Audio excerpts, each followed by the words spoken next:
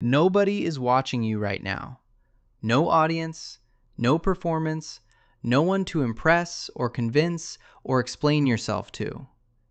And in that quiet, something happens in your mind that most people's minds never do.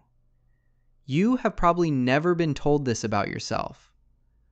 The way you think when you are completely alone, the questions you sit with, the arguments you run against your own beliefs, the patterns you quietly trace in your own reactions, these are not normal. They are not what most people's minds do in private. Psychology is clear on this. True cognitive sophistication almost never announces itself in public. It does not live in grades or credentials or the ability to win an argument. It lives in the moments nobody else witnesses. And if you consistently do these 6 things when you are completely alone, your level of intelligence is far rarer than you have ever been told. 1. You sit with uncomfortable questions without forcing an answer. Most minds despise uncertainty. They rush to conclusions. They grab the nearest available explanation and seal the case shut because the discomfort of not knowing feels unbearable. But if you regularly find yourself alone, turning a difficult question over and over without demanding an immediate resolution, you are doing something almost counterintuitive. You are sitting inside the discomfort instead of escaping it. Psychologists call this epistemic patience, and it is one of the highest cognitive functions a human brain is capable of. Not because it feels productive, it often does not, but because the mind that can hold a question open without forcing a premature answer is the mind that eventually arrives at something true rather than something merely convenient. Most people never develop this, not because they are incapable, because nobody ever told them that not knowing, held carefully and deliberately, was itself a form of intelligence. 2.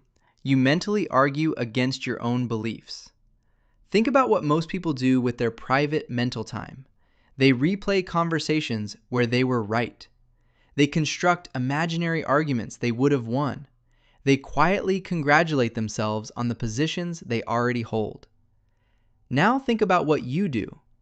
If you regularly find yourself alone, genuinely building the strongest possible case against your own opinions, not to destroy them, but to test them, you possess something psychologists call active self-opposition. This is not self-doubt. Self-doubt questions whether you are good enough. Active self-opposition questions whether your thinking is accurate. Those are completely different things. One undermines you, the other sharpens you. Every major intellectual breakthrough in history came from a mind that was willing to argue against itself. That willingness to be your own most rigorous critic, in private, with no one watching, is one of the rarest cognitive habits that exists. 3. You notice patterns in your own emotional reactions. Anyone can feel an emotion. Very few people study their emotions like data. If you find yourself alone and quietly observing not just what you felt, but why a specific situation triggered a specific response in you, tracing the pattern backward to its root, asking where this reaction actually comes from, you are practicing something most people never access in their entire lives. Psychologists call this metacognition, thinking about thinking, feeling, and then observing the feeling from a slight distance.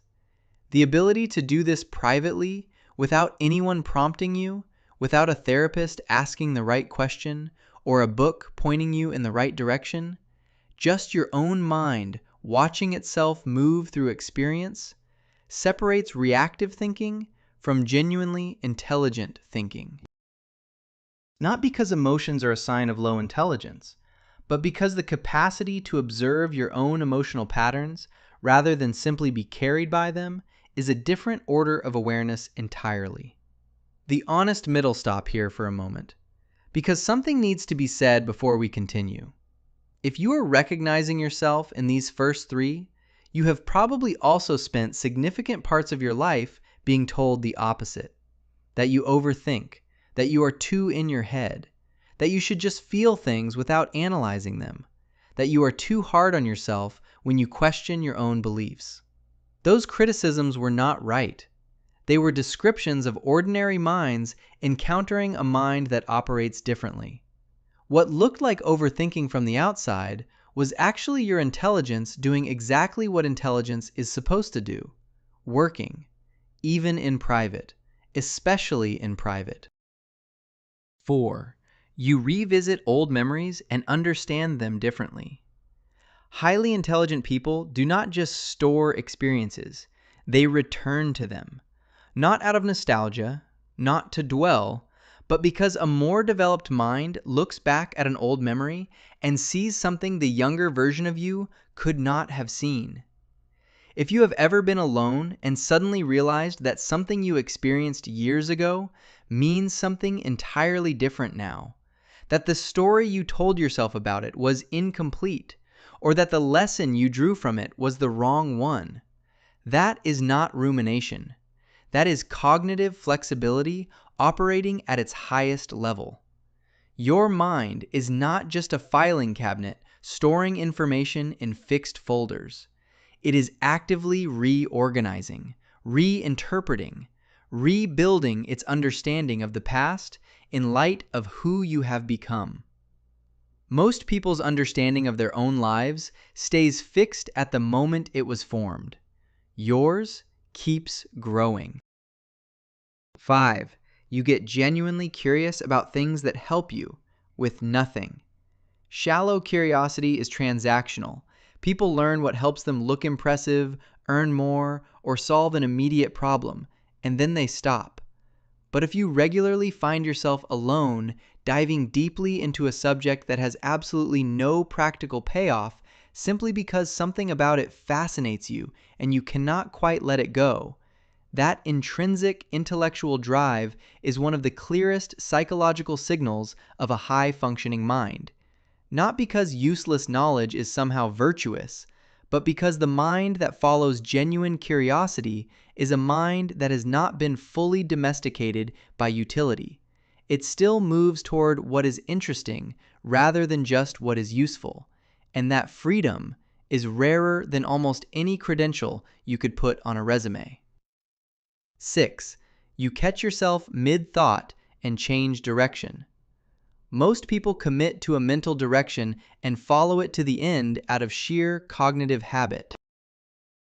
But if you regularly catch yourself mid-thought, recognize that your initial reasoning was incomplete, and voluntarily redirect without ego, you are demonstrating something that formal education almost never teaches: real-time intellectual agility. True intelligence has always lived in private. Which of these 6 felt most like something you already do but never had language for? Drop it in the comments, because the people reading your comment are sitting in the same quiet, and your honesty is what makes them feel less alone in it.